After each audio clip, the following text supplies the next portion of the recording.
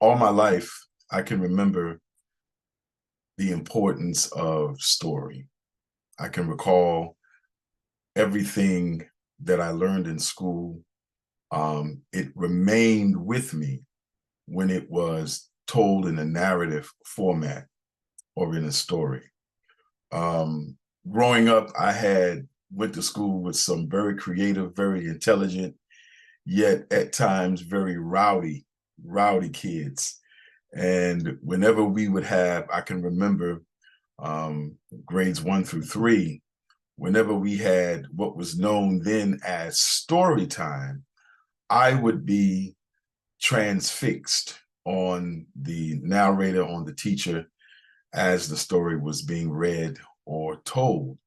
I never had to say to my rowdy friends to be quiet or calm down because the instructor would deal with them and say, either you be quiet or you're going to be sent out of the room. So story was always a vital part of my upbringing and my development. My mother took note of how attracted I was to the telling of a story and the narrative expression of a story that Walt Disney used to have when they did a children's movie. They would have an accompanying record, and the record would actually be the complete format of the film on vinyl. And so there were a number of Walt Disney albums that my mother brought that I would sit and listen to, and was just, again, just transfixed with the story. Biblical stories were always a part of my growth and development. I was drawn to them because of the abundance of what the stories entailed, from Abraham to Adam and Eve to Moses to Elijah. All of these profound stories, Daniel, Isaiah, all of these stories were so profound for me because it showed a human encounter with the Creator. In the mind of a young child, that was abundant, that was so profound, that there were stories actually of humanity having dialogue at times and interaction and experiencing miracles with the Creator of the heavens and the earth.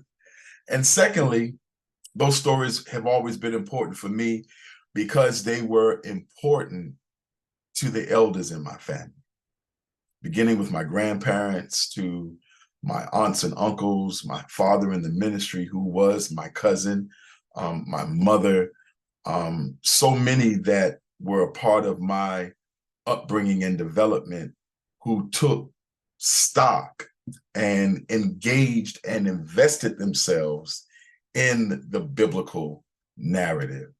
And so I can remember my mother buying me and my brother, even though I looked at it more than he did, brought us a children's Bible. And in the children's Bible, it had the scriptures, the passages, along with the illustrations. We're going to get to that, why that is so vital and why that is so important. 1973. I was 5 years old at the time. And to this day, I cannot explain to you how me and my cousin ended up, we were living in New York at the time. We were living in East Elmhurst, Queens. And somehow or another, on this day, me and my cousin ended up at the movie theater, which was very rare. You know, again, as a 5-year-old, this was 1973. And we went into the theater, and what came on the screen was a movie called Jesus Christ Superstar. Wow. It was a biblical story. From my mind, it was a biblical story, but it was being told to music, to singing, to dancing. I had never seen the Bible story of Jesus being portrayed in that way. And it was so profound. I can remember the impact of it, and how afterward Me and my cousin did reenactments rather, of the movie itself. It left an indelible imprint upon me. I can remember right around Easter, I think during this time, ABC used to air Cecil B. DeMille's The Ten Commandments the Saturday before Easter. That was the first time I remember it being aired on ABC. And of course, it was the stylized depiction of Moses from Cecil B. DeMille's perspective. Charlton Heston, of course, was Moses. And I can remember every year sitting in front of the TV, watching this biblical narrative being portrayed on film, and it was just astounding. I thought it was nothing like it. And so throughout, I can remember throughout the development, as I got older, became engaged in church, became a part of youth organizations. I think right around 1977 was when Franco Zeffirelli released his movie made for TV entitled Jesus of Nazareth, Robert Powell in the starring role as Jesus. And again, it was the biblical narrative that really caught my attention. It really took me by, I won't say by surprise, but it just took me on a journey that I loved. I had no problem with the biblical narrative. What I didn't know at the time was that the biblical narrative was a little bit more closely related to home than I realized. For years, if you would have asked me who the nationality or color, if you will, of the biblical personalities, I would have said, well, of course they're white. This is what we've always seen. I can remember in Vacation Bible School, the books that was utilized during the 70s, the characterization and pictorial of the biblical images were white. Our Sunday school material, all of the images were done of Caucasians and white people.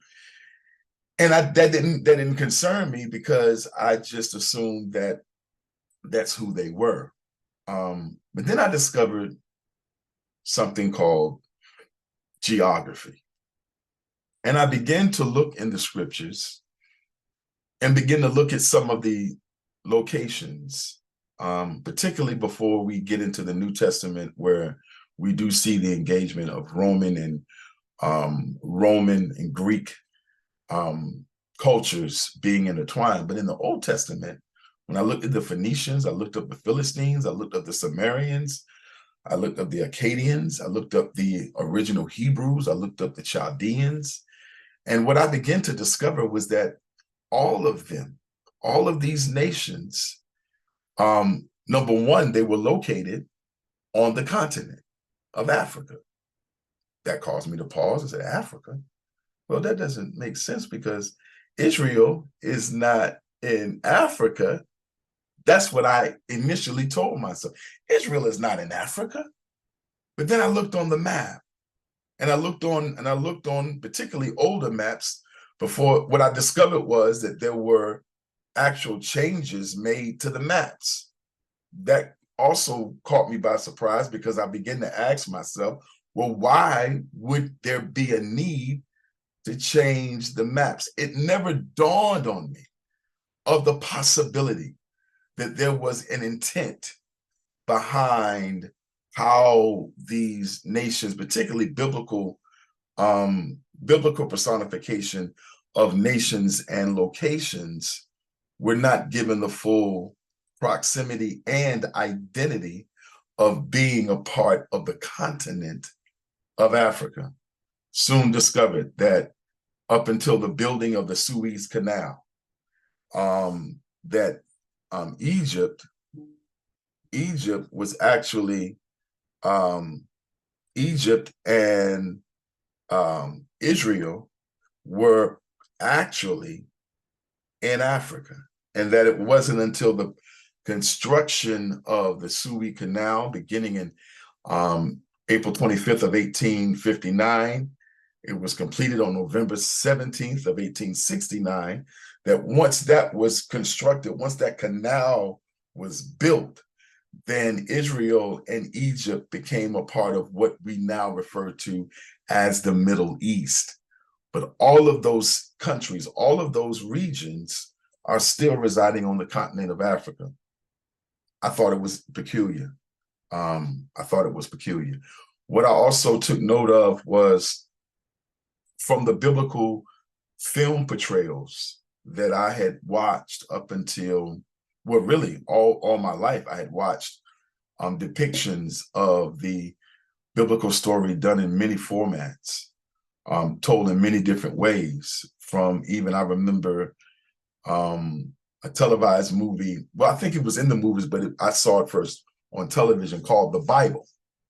And I can remember Michael Parks, I think the actor Michael Parks or Michael York portraying Adam. I'm looking at this white actress portraying Eve. I'm looking at Abraham, who was portrayed by George C. Scott. I think, yeah, Abraham was portrayed by George C. Scott. Noah was actually portrayed by John Huston, the great film director. And again, I just went along with the presentation that was being given. Never dawned on me that these portrayals were not as accurate as they could have been in terms of talking about the regions, not just the identity or the melanin identity of the people or melanated people, but the countries, the regions. Now, why do I want to pause on that? Because when we look at the Judeo-Christian faith, the very stories and parables, Proverbs, the Psalms, these were once oral traditions. They were once communicated before they were put on papyrus. It wasn't until the captivity of the Hebrew people in Babylon that there was the first script or the first writings of these stories put on papyrus. That's when the stories will begin to be put down. But prior to that, the stories had been passed down from generation to generation orally. If you know anything about the Jewish culture, in the I guess you could say the process of the bar mitzvah, or the initiation, if you will, in the bar mitzvah process, there is what is significant about the bar mitzvah. It's an oral communication. It's an oral tradition. And so these stories had been not only communicated from generation to generation, they had also gone from one culture to the next. I've often said this, that the Judeo-Christian faith was not developed in a vacuum. It is a continuation of those stories, of those cultural traditions and practices that preceded who we know to be the father of the faith, is Abraham. But they were part of the oral tradition and culture. Abraham himself was from a land in the scriptures called Ur of the Chaldees. The Chaldees today is modern day Assyria. During that time, the Chaldeans were astrologers. I found that to be interesting. And so when I began to really read, when I was doing my doctoral studies, and I began to really read about how God, and really examine how God communicated with Abraham. When I first read about the Chaldeans being astrologers, and when I looked at how God tells Abraham that his descendants would be multiplied as the stars in the heaven, I said, wow, that's interesting that God communicated with Abraham utilizing the stars, which leads back to astronomy and astrology. I said, wow. And it's interesting that he came from a land or came from a culture where they were known astrologers. One of the things that I took note of very early on was Carl Anderson, who is depicted in this image behind me. Carl Anderson, many of you may remember him from the movie Color Purple. He was actually first he was Nettie's boss. Carl Anderson portrayed a minister. Him and his wife ended up adopting Celie's children. Celie's children, that of course snatched from her when they were born and sold away. Nettie, after she had been kicked out of Mister's house after he tried to become indecent with her and she didn't want, and she resisted, she's kicked out. Just so happens she ended up working for this pastor and his wife, and they went to Africa. And so it was soon discovered by Nettie that she was actually being the caregiver or the care mother for her niece and her nephew. Well, Carl Anderson portrayed the minister who went with his wife to Africa. Wife ended up dying in Africa, and he ended up marrying Nettie. But that's not where I first saw Carl Anderson. In fact, when I first saw Carl Anderson in Color Purple, I said, whoa, I know who he is. And my mind went back to 1973. And when I remembered the movie Jesus Christ Superstar, Carl Anderson was Judas. You know, Heaven on My Mind, that beginning song that is a cultural classic to this day. He portrayed Judas. I said, wow, that was the only image of a Black man or woman portraying a biblical personality. I never caught it until later on, but I also caught, wow, out of all of the images and characters that they had Carl Anderson portray, he ends up portraying Judas Iscariot. Not saying there's anything behind it, I just found it to be a bit peculiar. So why is this important? For those who are either a part of the Judeo-Christian faith or those who are not, particularly those who are watching that was raised within the Black family or Black community, whether or not you are practicing the Judeo-Christian faith now or not, you had some connection and some foundation to the Black Christian church. Why is that important? Because everything within the Black community has to do with the embracing and identification with images. It's important because images give us a clear understanding of not only who we are, but who a group of people are. What I found interesting is that in the 1940s, two psychologists, Kenneth and Mamie Clark, they put together and conducted a series of experiments known colloquially as the doll test. And the intent was to study the psychological effects of segregation on African-American children. So what they would do, they would take white dolls and Black dolls, and they would ask the African-American child, which doll is more beautiful, which doll is more intelligent, which doll would you want to be more like, which doll is wholesome. With all of those questions, every child that they asked in secured individual settings, every African-American child chose the white doll. This was in the 1940s. They chose the white doll. Subsequently, over the years, they have redone this test with later generations of African-American children.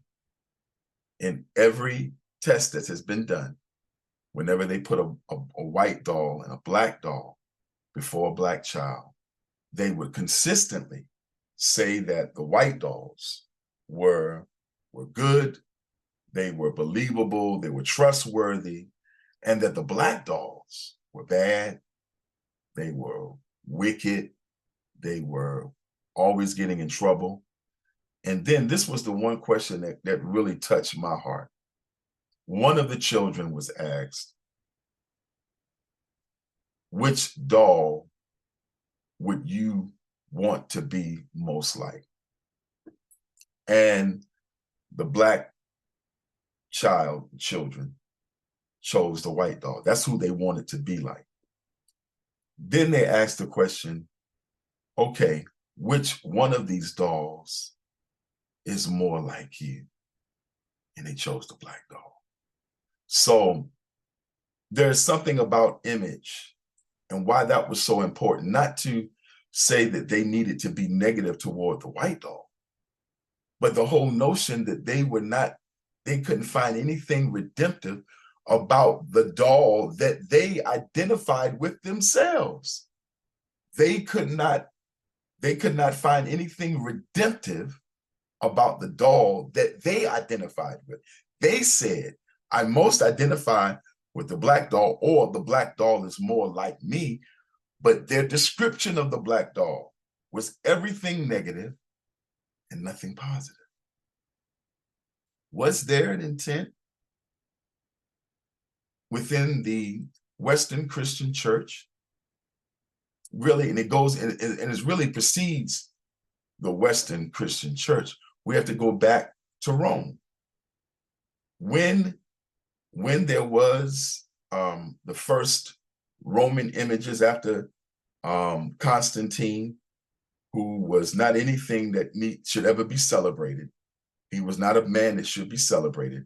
When Constantine nationalized and created what we officially know as the Christian faith, when there was commission of artists to do portrayals of the biblical images, they were not always true to the geographical location upon which these personalities or characters or persons came from.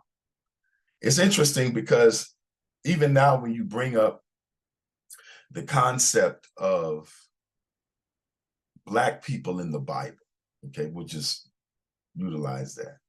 When we bring that concept up, or when that concept is brought up, Black people in the Bible, the arguments that I've heard, of course, have been, well, it shouldn't matter what they look like because this is a spiritual walk. I get it. I get it. Shouldn't matter. Shouldn't matter. And I would always respond and have always responded, if it doesn't matter, then why was it considered unnecessary to be as accurately true to the locations where these persons are said to have come from?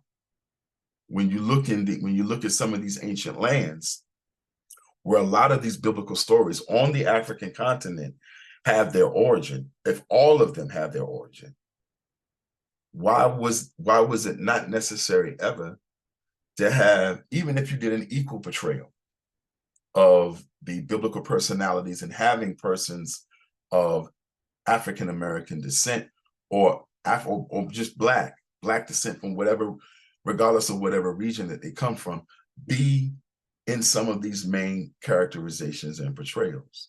It was always intended, at least from my opinion, for there never to be a representation of any of the biblical characters that was a reflection of those who were considered the least, those who were considered the slaves, those who were considered the conquered people. There was never a portrayal, has never consistently been a portrayal of, outside of Carl Anderson, who played in Jesus Christ Superstar, up until they started to do some adaptations and include some Black actors in some of the more modern biblical portrayals. But this has taken hundreds of years, never stayed true to what was in the geographical location of these texts, because it's not just about someone Black being imaged on screen or film or in pictorial form. It's also about honoring the cultures and the regions who were the authors, if you will. They were the first oral traditionists who gave these stories to the world, that their culture was not even being honored. It's significant. I think it is significant. It's been significant for a very long time. And when we're talking about images, when we talk about having a healthy self-image, there is no more healthier of a self-image than to have an identification with the one that you call Lord, the one that you call God. So, well, it doesn't bring me closer to God if I reflect on the fact that the early people were people who looked like you, who looked like your grandparents, who looked like members of your family, that there is no importance in that at all. And I think we do a dishonor. Those within the Black community have done a dishonor. We do a dishonor to ourselves when we try to convince ourselves that it's not important, that it shouldn't even really matter how they are portrayed in the scripture. It's almost like a denial of our own faith and biological history. Interestingly, I saw the movie Till. Really sat through it because it's hard to watch. Any of the stories or films told of the story of what happened to Emmett Till in 1955, it's painful. It's painful to watch. What I took note was how Mother Mamie Till decided to have Emmett's beaten and bloated body. I mean, he was decimated. What they did to Emmett Till is nothing short of demonic, what was done to Emmett Till. Those around her, the funeral director, her husband, her family, tried to talk Mamie Till to either having a closed casket funeral or to do something to make him a little bit more presentable. And she refused. She wanted the world to see what had been done to her child. And that is a part, when I think of Black history, the image of Emmett Till lying in the coffin that has been passed down from, because I wasn't even born when Emmett was killed, but when I see how it's been passed down from generation to generation, it's a part of our history. It's a part of our culture. It's a part of the strength that she had to take the stand that she took, despite those who wanted her to keep quiet. So when we look at images and when we look at our connection to images, I really think we need to really pause sometimes and let's honor the oral traditions. And this is in no way a takeaway from persons of the Judeo-Christian faith of other ethnic groups. This is taking nothing away. But I find that it's necessary, if we're gonna say the word of God is the truth, then we need to tell the whole truth.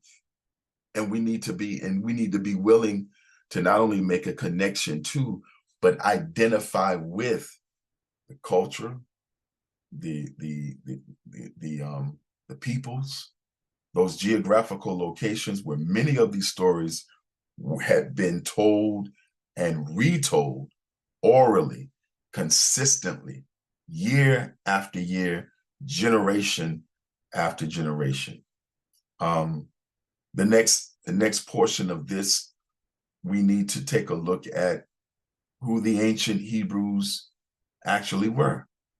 It's become a very controversial subject. Many people have wanted to deny that there is a connection between the ancient Israelites or ancient Hebrews to the modern day Black Americans. We're probably more connected than we realize. And I think it's time for us to no longer be afraid to identify and tell some truths in this regard. It takes nothing away from those who are practicing of the Jewish faith. It takes nothing away from them. I love Jewish people. I think they have had a rich history and a very painful history. So it's not about putting down practicing Jews, but it is about saying that they probably need to recognize that their mothers and fathers of their faith are those within the African American community. So we'll come back to that and we'll address that. Just wanted to do an opening on this because I think identity is so important. Whatever we are looking to develop within ourselves or have unfold from within us, each of us, when we have a goal, each of us has an image, has a view of where we would like to go, what we would like to see, what we would like to view, what we would like to become, envelop. And I think it has been so important because the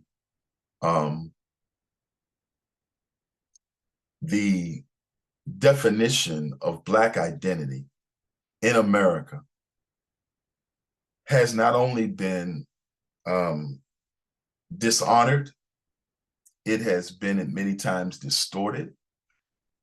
Film, not just biblical films, but I can remember old cartoons, old WB cartoons, where the old Tom and Jerry cartoons, where they would have the Black mammy that would be sort of watching Tom and Jerry, and they would only show her legs, and she had these big thighs with the slippers on, and you could hear her, "Now, Tom, now, Jerry, you need to get up." When she would go into that, when whoever was portraying her vocally would go into this stereotypical sort of mammy personality.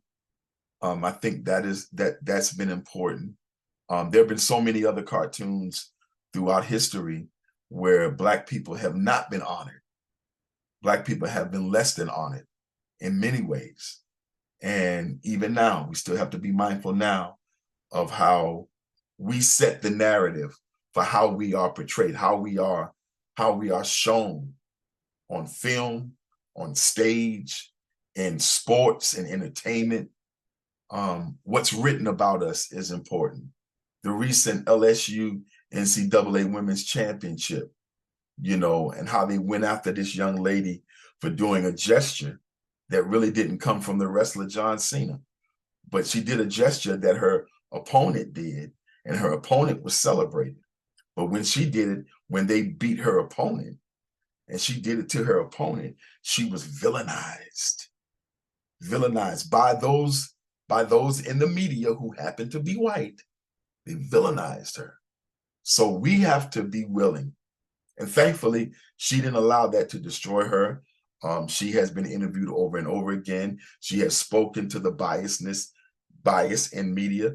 Other media personalities have also spoken to that. But the point I'm making is allowing persons outside of Black culture to identify mostly negatively behaviors and responses that they didn't grow up with. They don't know it, they don't understand it, but then they try to interpret it as being villainous, criminal, thuggish behavior, when really it's just a part of who we are.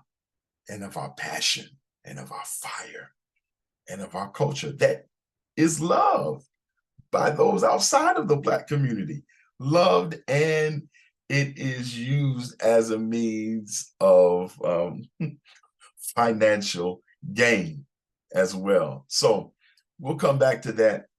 Just wanted to open this up and share from the heart. I hope it appealed to your heart. Take care, peace, and blessings.